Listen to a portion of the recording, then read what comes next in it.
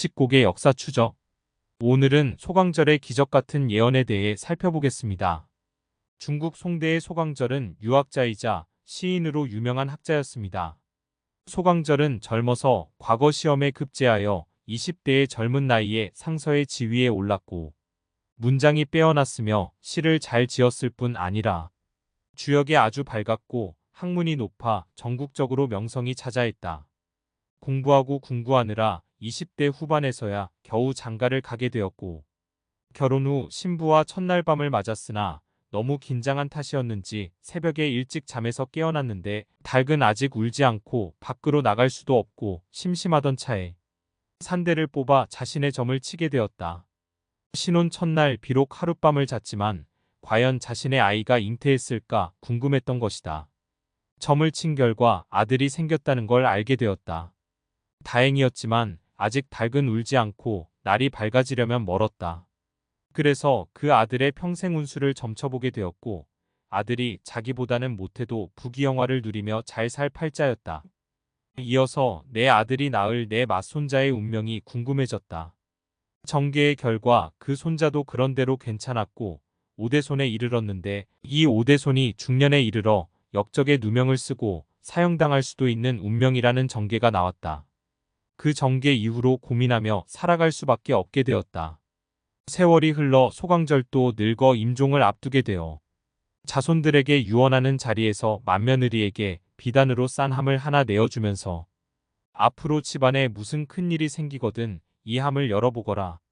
만약 너희 대에 큰일이 생기지 않거든 내 맏며느리에게 물려주고 그 맏며느리 대에 아무 일이 없으면 또 그 다음 대의 맏며느리에게 물려주고 하여 대대로 이 함을 전하라고 하였다. 유언은 실행되어 맏며느리에게서 또 그 다음 맏며느리에게로 함은 전해졌고 그런데 오대 손부에게 와서 진짜로 집안에 큰 사단이 일어나고야 말았다. 오대 손부의 남편이 느닷없이 임금에 반역하는 역적의 누명을 덮어쓰고 감옥에 하옥되었다. 국법의 역적은 멸문지화를 입어 가문의 명예가 더럽혀질 수밖에 없는 수치스러운 일이었던 것이다. 가문이 아예 망해버릴 순간이었기에 백방으로 구명할 길을 찾았으나 뾰족한 방법이 없었다. 일이 여기에 이르자 밤새 끙끙 앓던 소강절의 오대 손부가 새벽녘에 갑자기 시어머니의 유언이 생각났다. 급히 벽장을 열어 함을 꺼내어 비단 보자기를 풀어보니 거기에는 이런 글이 쓰여 있었다. 지금 잠시도 지체하지 말고 즉시 이 함을 형조상서에게 전하라라는 내용이 적혀 있었다. 소강절의 오대 손부는 급히 집사를 불러 의관을 갖추게 한 후에 함을 들려 형조상서를 찾아가서 전하라고 하였다. 낙양성 중에서도 형조상선의 집은 거리가 좀 먼 곳에 있었지만 집사는 달리다시피 하여 그 집에 당도했다. 형조상선은 마침 아침을 먹고 의관을 차려입고 입궐을 준비하던 참이었는데 하인이 와서 아래기를 소강절 선생의 유품을 가지고 와서 나리를 뵙고자 청하는 사람이 왔다고 하는 게 아닌가. 형조상선은 그 말을 듣고 비록 100여 년 전에 작고했지만 워낙 명망이 높은 이고 특히 동서고금을 통틀어 주역에 통달하여 천지가 돌아가는 운수와 사람의 기륭화복은 물론 세상의 모든 이치를 한 손바닥에 꿰고 있었던 분의 선물을 방 안에 앉아서 받는 것은 예의가 아니라고 생각했다. 그래서 마당까지 나아가 돗자리를 깔게 하고 한쪽 무릎을 꿇고서 그 유품함을 받는 순간 자기가 방금 앉아있던 사랑채가 통째로 폭삭 무너져 내리는 것이 아닌가.